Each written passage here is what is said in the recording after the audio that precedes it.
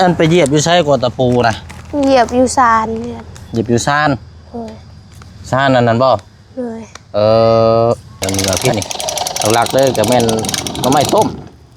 ล็อกไม่ต้มนี่เจ็บปวดเอาดีแล้วซะเนาะแห้งๆดีแล้วเป็นเอาใครละ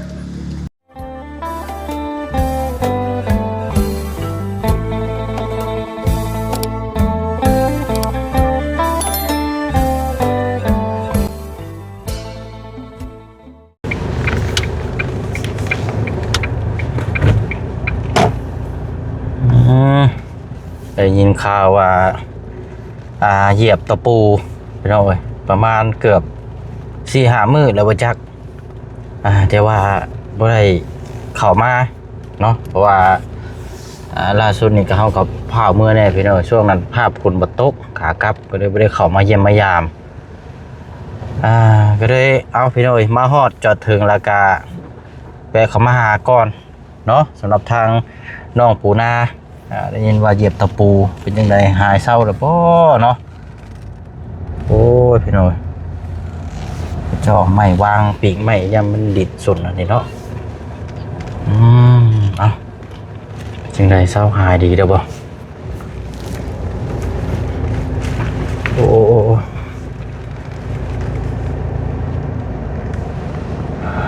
อะไรเนาะอาจจะอยู่ทางเฮือนพุ่นแหละพี่น้อยเป็นยังไง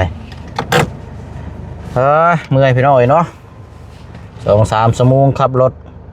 บ่ได้จอดกินข้าวกินน้ำเลยเหยียบตรงยิงยาวเลยฟ้าฝนก็ตกแน่บ่ตกแน่มาตามมวลมีดบัดขึ้นมาที่บัดแดดมานี่เนาะไปเนาะเดี๋ยวลงไปเบิ่งน้ำกันเจ้าตาใช้อยู่ใช้เอาใช้ว่าเหยียบตะปูหายแล้วโอ้ยแสดงว่าอยู่ดีคงกับพันได้นี่ มีเล็กไหลไปจักดอกนี่เนาะ โอ้ยเอาพี่น้องเนาะเอาทักทายสบายดีและสวัสดีพ่อแม่พี่น้อง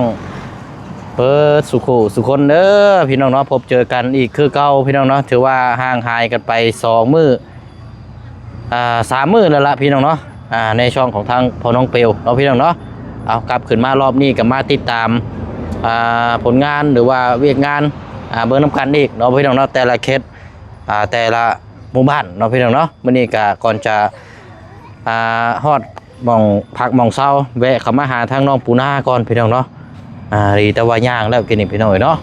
เอาเดี๋ยวไปทำพูดคุยเบอร์น้ำกันเนาะเป็นยังไง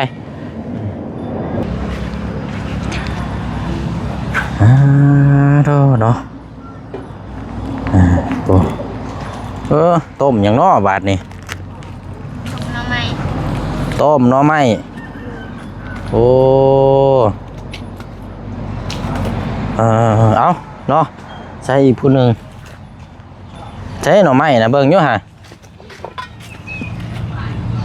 บ่งามแท้หน่อไม้กันเนาะโอ้ยเอามันก็ต้มลายแล้วบาดนี้เนาะเอาสบายดีก่อนเด้อนักเรียนเด้อยังเรียนอยู่บ่เดี๋ยวนี้มื้อได้เพิ่นพักไปนิบก็ได้เอาล่ะ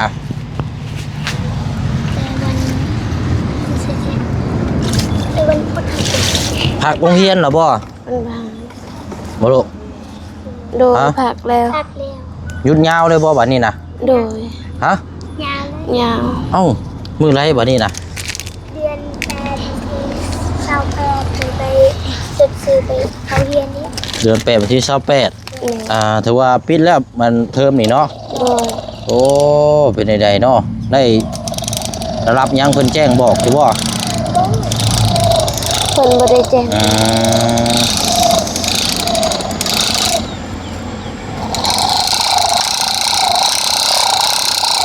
เอาเป่าไผ่ก่อนน้ำไม้ไผ่ไปหาน้ำไม้นี่แหละไปหากับแม่เลยหาน้ำไม้เลยไปขายพักเบิ่งเอาโอเคเอานางมุมพี่ก็ได้ล่ะนางมุมมองน้องแก้วตานี่ก็ได้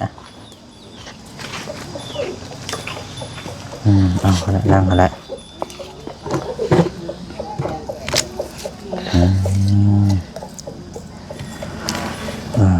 ก่อนครับพี่น้องเนาะ เลย จืดแล้วว่าหน่อไม้ บูคันแหละ จืดแล้ว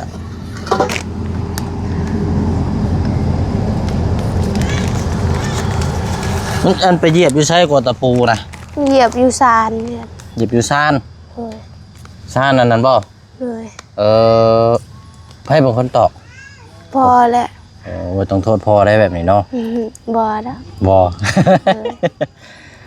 มันเป็นได้ตะปูขี้เมี่ยงบ่หรือว่าเป็นแบบไรนะ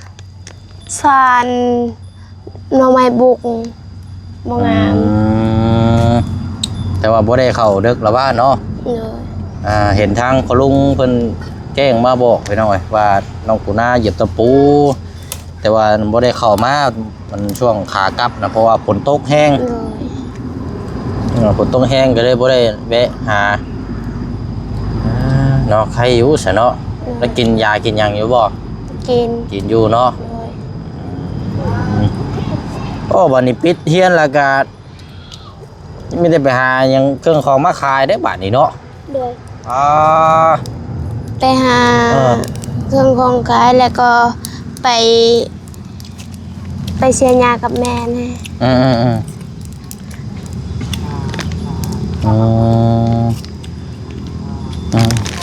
บอกก่อนเอาอันนี้เอาเงินบ่เชียงเอาให้เนาะไปซื้อยา บ่เป็นหยัง เอาไว้รถเอาไว้ บ่ดอกบ่เป็นหยัง เอาไว้รถเอา มีแล้ว เอาให้เอา บ่เป็นหยัง เอาสั่งว่าแท้บาทนี่พี่น้อง นะ เอาไว้ซื้อยากินเอาด้วย บ่เป็นหยังบ่เป็นหยัง เอา ชื่ เจ้าตา ก็ยังอยู่ ฮะ ยังอยู่ยา จะว่ากินยาอยู่บ่ โดย เอาจะเอาขนมก็ได้จะเอา กับใจเด้อ โอ้ยว่าขนมมันเอาว่ะดิเนาะเงินบ่เอาไปเนาะเนาะเอาใช่เพิ่งนั่นแหละพี่น้อยโอ้แดดแท้เนาะ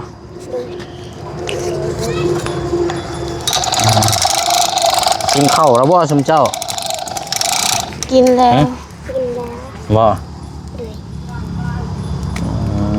อันว่าหน่อไม้อันนี้อันมีแต่หน่อไม้บงหน่อไม้อันยังบ่ทันได้ออกเลยเนาะ โดยน้ำไม้ไหลก็ออกอยู่แต่บ่ได้หลาย ออกบ่ได้หลาย โดย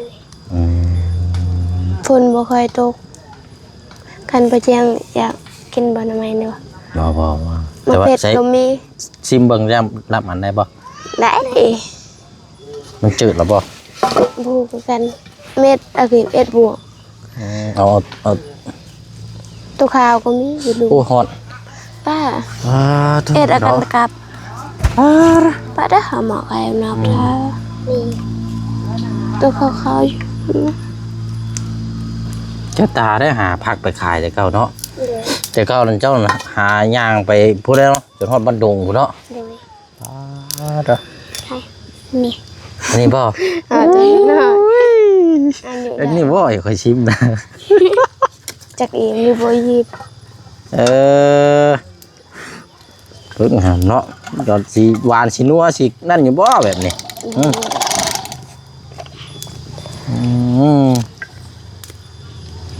มันคืออยู่ได้นี่เนาะ เห็นเขาไปขายหน่อไม้ อยู่ไสน่ะไปขายหน่อไม้อยู่ไส อยู่พุ่นอยู่บ้านดง มื้อนี้บ่ โดย ไปหายังสามมื้ออื่นบ่ มืออื่นไปเสียหญ้า บ่ไปเชื่อหญ้า โดยเสียหญ้าเขา เชื่อหญ้ามันบ่มื้ออื่น เสียหญ้าเขา บ่เชื่อหญ้าเข้า เสียหญ้าให้ เนาะพอแล้วหาไล่แล้ว นี่ ได้แล้วครับเดี๋ยวมันสีลวกใช้นั่นแหละพอละนั่นแหละ นี่ เราก็บ่ค่อยงามปานใดฝนบ่ค่อยตก ให้ดอกทำไมเป็นของป้าของอย่างนี้หากินง่ายอยู่ดอกพี่น้องเดี๋ยวมีพี่นี่หลักๆเลยกับแม่นทำไมต้มล็อกทำไมต้มนี่ แต่ปลวกเพิ่นหาได้อยู่แต่ค่อยไปหาคือกันแต่บ่ได้ เห็ดปวกบอก แม่น มันยังบ่ทันได้ออกลายเด้ เลย ให้มันออก ตู ลา บั ย ก ก่อน ใหญ่ เอาดีแล้วซะเนาะ เลย แห้งๆดีแล้วพี่น้องใครละ ปิดแล้วก็อีก2-3 เดือนพุ่นได้บาทนี่เนาะ เลย ถือว่าปิดเร็วเนาะอยู่พี่กะอ ปิด ยู่ มัน อยู่บ้านพุ่นนี่น่าจะแม่น แบนดงเขายังไม่ได้ปิด น่าจะแม่นพุ่นละสิ้นเดือนนี่พอดีอันว่านั่นกะตอนนี้น่าจะปิดพอดีแถวบ้านยังเรียนต่ออยู่บ่ปีหน้ากะ ยัง เรียนต่ออีก เลยแอนผักเขียนแล้วบ่มีหมู่ มีแต่ไปหาเครื่องของมาขายเนาะพักหาอย่างนั้นแหละพวก อยากไปเห็น นี่แหละอันน่ะของปลูกของพังตะข่าตะไคร่เนาะเป็นกระทงตะข่าตะไคร่เพื่อได้อันน่ะขายเอาไปขายได้เด้นี่ผักบุ้งก็คืองามอยู่ป่ะ เพิ่นบ่ได้ซื้อปานใด ฮะ บ่ขายบ่เพิ่นบ่ขอบ่ได้ซื้อปานใด บอกเขามีคนซื้อเพราะปันใด เลย อืม แต่มีจีนหลายแต่เพิ่นบ่ค่อยซื้อตอน อื นี้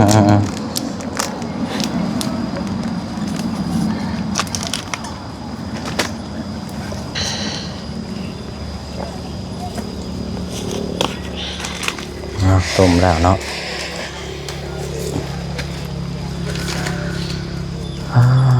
เนาะปุ๊กกระตูบใช่นี่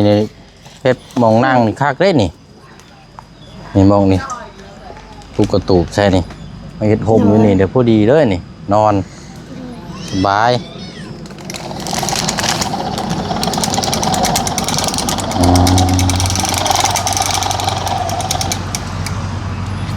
เพิ่นบ่ค่อยอยู่ปานใด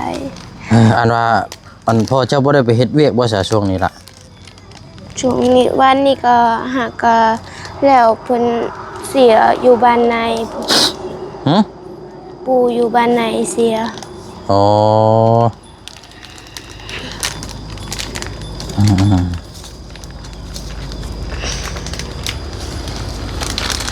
เงินว่าอันเราบ่ได้ไปเฮ็ดเวียกนำมันช่างแด่บ่เดี๋ยวนี้นะพ่อเจ้า บ่ บ่ได้ไปบ่ เอาเลยฮะเดี๋ยวค่อยเป่าก็ได้มันค่อน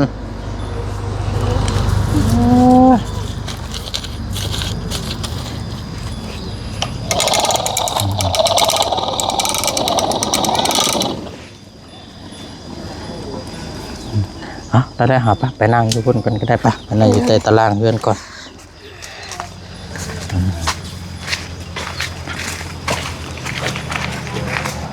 โอ้ยเนาะ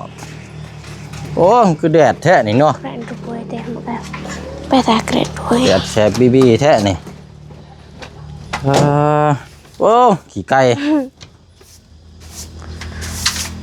ปวดแหละนี่เนาะ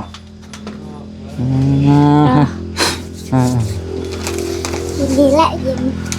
แกกินแม่ขนมนะแกกินรส แบ่งกันกับน้อง เป็นจังไดตู้เย็นยังเย็นคักคือเข้าอยู่บ่ เลย โอ้มีเอ็มร้อยกินอยู่บ่ บ่มีดอกมีแต่น้ำแหละ ฮะ มีแต่น้ำแหละเต็ม มีว่ามีสปอนเซอร์มีเอ็มร้อยนะ บ่มีดอก โอ้แบบนี้ต้องเพื่อนน้องไซผู้เล่นนี่เนาะ เลย น้องไซผู้แล้วเราเปิดทันค่าได้ตั้งแต่เราเปิดพุ่นบ่ได้ไปดินน้ำกันบ่ บ่ โอ้ มีเวียบอยู่ เนาะช่วงนี้บ่ได้ไปเฮ็ดเวียกน้ำช่างแด่บ่อ้าย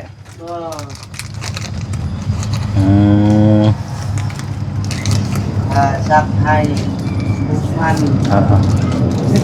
นับงานน้ำทิพงามชุมเฮาและงานหนึ่งเรากะ เนี่ย แม่นอยู่บ้านกระดับนะ เล่าครับก่อน แม่นไปเบิ่งมื้อนั้นและเมื่อวานเมื่อก่อนนี่ไปทำงานหนึ่งเห็นเพื่อน เดือนไม้นี่ เพื่อนไหม้30 ล้านบ่เร็วไปเลย6-7เพื่อน9 เสาเอาไปเฮ็ดแล้วบ่หรือว่ายัง เรายังพันแล้วเฮ็ดเรือนอยู่บ้าน ใหญ่เงินอยู่บ้าน เรา เพิ่ แล้ว นจะ นี่ เฮ็ด ก็ หา คือเราไปปุ่นเราชวนอยู่แล้ว จังว่าหากถามเราอยู่เราว่าคันว่าเครื่องมาครบแล้วนะเราก็สิแบ่งไปพุ่นน้ำประมาณนั้นนะ หลายแล้ว ลงว่าสร้างอยู่นี่แน่อยู่หัน อืม จังว่าลอง ลาวแล้วความเฮ็ดพุ่น โดย แล้วคนนึงละเฮ็ดนี่ แบ่งกันเนาะ อันดังบักใหญ่ หลังอันก่ออยู่ซ้ายมือเห็นบ่ เลย ป้อเขาเจ้าเฮ็ดหยังอันนั้นหลังนั้นน่ะเป็นหันค่าบ่ จะเปิดร้นค่ะ แม่นแบบลูกลาวเอาบัวจีนนะ โอ้ลูกเอาพวกคนจีน แม่จีนมาเฮ็ดให้ อ๋อจีนสิมาลงทุนอยู่นี่บ่ แม่เรามาอยู่นั่น สิมาเปิดห้างค้าห้างขายอยู่นี่นะไอ้เนาะเออแน่นอนอยู่แล้วว่าเรื่องจีนนี่การค้านี่บ่มีไผเทียบได้หรอกเขาให้เราหับเมาเลยแบบเฮ็ดสำเร็จเลยเล็กอย่างสุดเก่าหมดแต่มาอันนั้นสร้างให้แล้วบ่กล้า อืม ได้ตื้อแปดบ่สำเร็จเลย ตื้อแปด แม่ ลุบแล้วบ่เลย แล้วบ่เลยอยู่ซื่อลาวบ่กล้าขอว่าช่วงนี้มันยังก็ขึ้นหมดบ่กล้า มันสินเชื่อว่ากับคันสิเฮ็ดบัดมีแต่เครื่องแพงๆเนาะ แม่แม่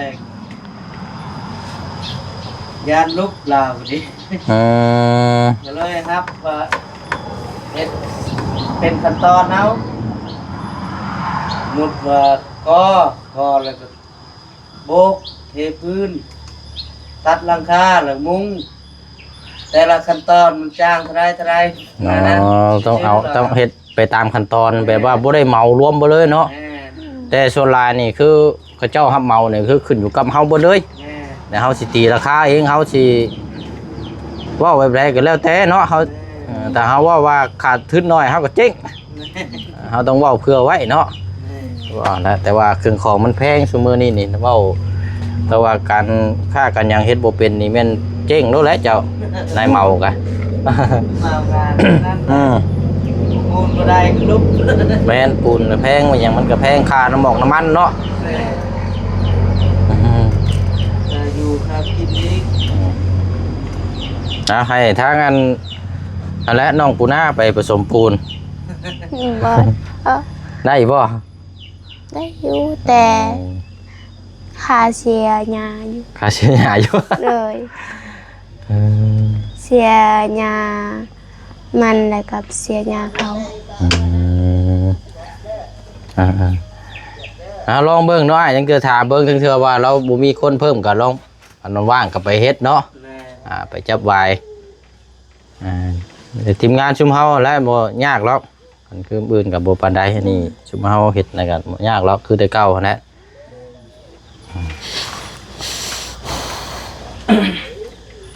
กันเครื่องมาครบแล้วก็น่าจะเราก็จะไปเราไม้เราตอกนั่นแหละเบิ่งเพราะว่าคุยราคากันยังแล้วพร้อมล่างมือขึ้นไปอยู่ด้วยนั่น30 ล้านแล้วว่ะมือแค่เฮ็ดซื่อๆนะคันสิว่ากันเฮ็ดไว้แล้วไว้ก็เป็นได้เงินไว้มันเฮือนไหม้เนาะซอยกันหลายคนเนาะรถถีบนี่มายามใดนี่ยังคือเก่าบ่นี่นะ เรา เปลี่ยนลูกใหม่ลูกนอก แต่ว่ามองอื่นนี่บ่ได้พอปานใดเนาะอ๋อยอมรับว่าขี่เนาะดูแลอย่างดีได้2 ปีเนาะ 4เส้น6 ลูกก็ฉัน 2อันเลย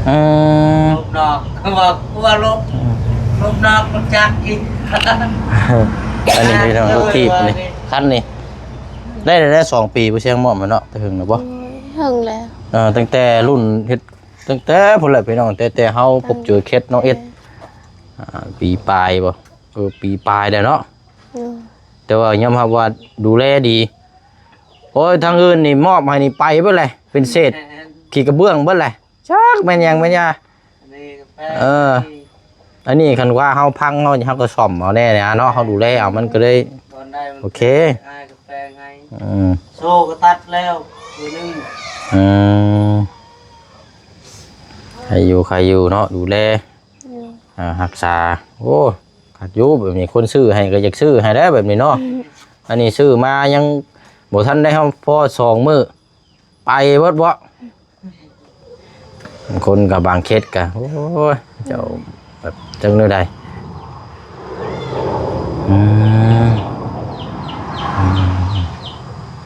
เสียหญ้าเนาะช่วงนี้ก็เจ้า เลย ยังหลีกลายอยู่บ่ ยังลายอ่ะก็เริ่มเช้านี้ โอ้โอ้ยนอนบ่เสียนี่ก็บ่ได้เด้อเนาะ เลย บ่เสียได้ ยาหกยามันเลยก็คานี้แล้วยาเขา แม่บ่ได้พอโอ้ปะเลยนะบ่ได้พอบ่ได้ยัง แบบว่าปลูกธรรมชาติเลย นะ เลย เอาแบบว่าปลูก นี่คือกัน ปลูกธรรมชาติแล้วก็ไผจูดไผหยังไปสิบ่ นั่นแหละ อืม กันว่าพอดหญ้ามันบ่ได้หกปานใด แม่นนะ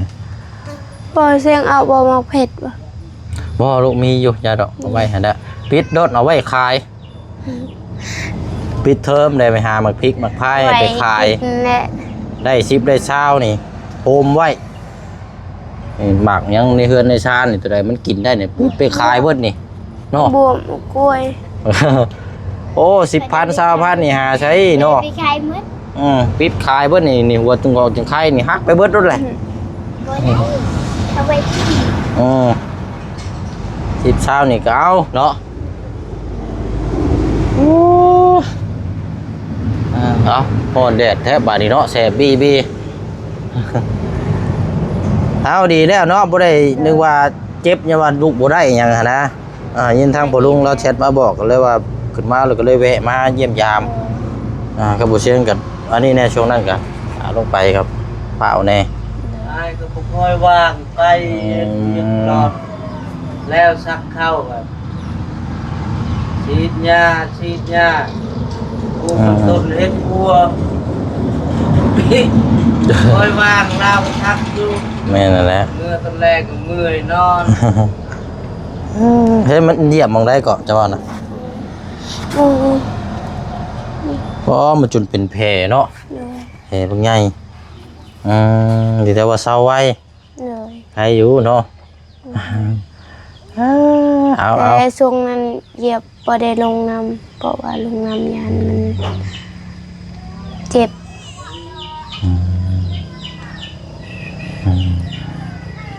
มื้ออื่นไปใช้มื้ออื่น เสียยา ไปเชียร์หญ้าไปน้ำกันหมดเลย เลย กลับมาจากมุ้งบัดนี้ ประมาณ11 โมง11 โมง 10 โมง ช่วงเที่ยงนี่แหละเนาะ เลย ไว้เวียกงานช่วยทั้งครอบครัวก่อนช่วงนี้กันเนาะเอาซะเด้อไอ้กลับก่อนเด้อวันนี้เด้อเอาอันนี้เนาะหายดีหายเศร้าไว้ดีแล้วเนาะ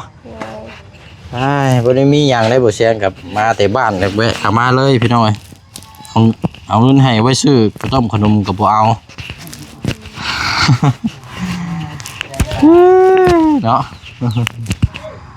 เอากลับก่อนเด้อเนาะเอาจังน้อยก็เป็นหมากได้หมากมังกรนี่เนาะโลกได้นี่พี่น้อยพาเนาะแดดแท้นี่เอาตามนั่นแหละบัดนี้พี่น้องเนาะมาเยี่ยมมายามทางน้องปูดาได้ยินข่าวว่าเหยียบตะปูแต่ว่ากะมาเห็นนะกะใครอยู่เนาะอันน้องเป็นเศร้าหายแล้วสันพี่น้องเอ้ยก็โอ้ยเนาะเอาอยู่ในช่วงพักปิดเทอมบัดนี้เนาะช่วงซอยเดือทั้งครอบครัวแล้วบัดนี้จับเสียมจับมีดจับหมักจอกหาถอนหญ้าถอนโคนสวนหญ้าสวนมันทางน้องเพิ่นกับพี่น้องเนาะจบจากหันแล้วก็หาของอยู่ของขายมือ10มือ20โอ้เนาะเอาดีๆพี่น้องเอ้ยเนาะปะเนาะเดี๋ยวพุ่นละวันเวลาโอกาสรอบหน้ารอบในเนาะจังมาเยี่ยมมายามทางน้องเพิ่นใหม่เนาะพี่น้องเนาะมื้อนี้ลาก่อนเด้อพี่น้องเด้อเนาะมื้อวานมื้อ2ก่อนวันนี้พุ่นละพี่น้องเนาะพักมื้อเช้าก่อนจังว่ากันเนาะเอาสบายดีเด้อพี่น้องเด้อ